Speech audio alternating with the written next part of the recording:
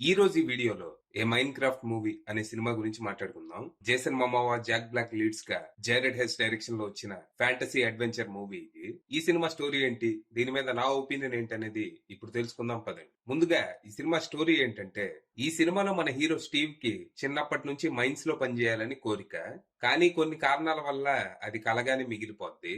అయితే middle age కి వచ్చాక మనోడు మిడ్ లైఫ్ క్రైసిస్ ఫేస్ చేస్తాడు. అప్పటి వరకు చేస్తున్న ఉద్యోగం మానేసి తన లైఫ్ అంబిషన్ అయిన మైన్స్ లో పని చేయటం మొదలు పెడతాడు.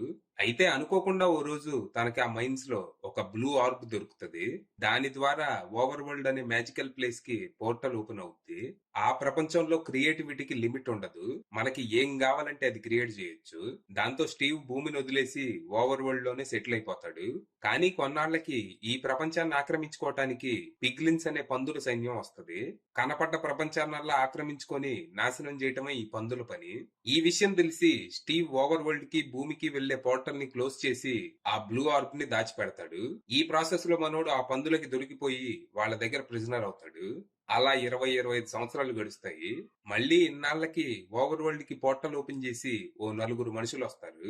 దాంతో మళ్ళీ ప్రపంచాన్ని ఆక్రమించుకునే అవకాశం ఆ పందుల సైన్యానికి వస్తది. మరి తర్వాత ఏం జరిగింది? ఓవర్ వరల్డ్ కి వచ్చిన నలుగురు ఎవరు? వీళ్ళకి పోర్టల్ ఓపెన్ చేయడానికి ఆ బ్లూ ఆర్బ్ ఎక్కడ దొరికింది? అసలు వీళ్ళ కథ ఏంటి? ఇంతకీ ప్రపంచాన్ని ఆక్రమించుకోవటానికి ఆ పందులు వేసిన ప్లాన్ ఏంటి? దాన్ని ఆపటానికి స్టీవ్ ఏం చేశాడు? ఈ యుద్ధంలో ఆ నలుగురు స్టీవ్ కి ఎలా సహాయపడ్డారు అనేది మీరు సినిమా చూసి తెలుసుకోవాలి.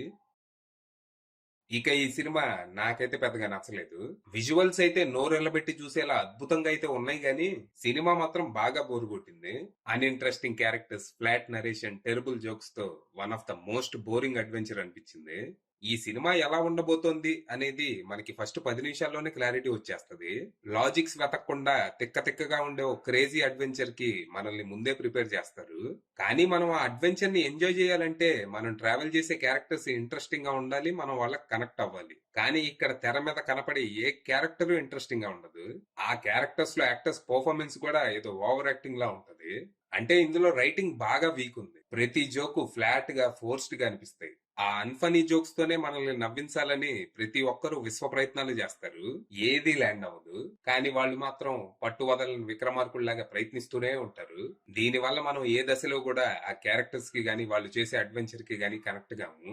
మామూలుగా మైన్ క్రాఫ్ట్ గేమ్ అనేది సినిమాగా తీయడానికి పనికిరాదు. అందులో ఏం ఉండదు, మనమే క్రియేట్ చేయాలి. ఈ మధ్య వీడియో గేమ్ అడాప్టేషన్లన్నీ బాగా వర్కౌట్ అవుతున్నాయని దీన్ని కూడా సినిమాగా తీశారు, ఆ ఐపీని క్యాష్ చేసుకోవాలని.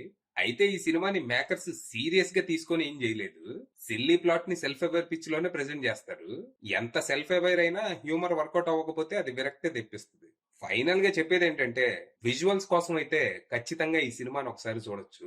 పిల్లలు కూడా బాగా ఎంజాయ్ చేసే అవకాశం ఉంది. సో జీరో ఎక్స్పెక్టేషన్స్ తో వెళ్తే కొద్దో గొప్ప సినిమా పర్లేదు అనిపించే అవకాశం ఉంది. అది విషయం.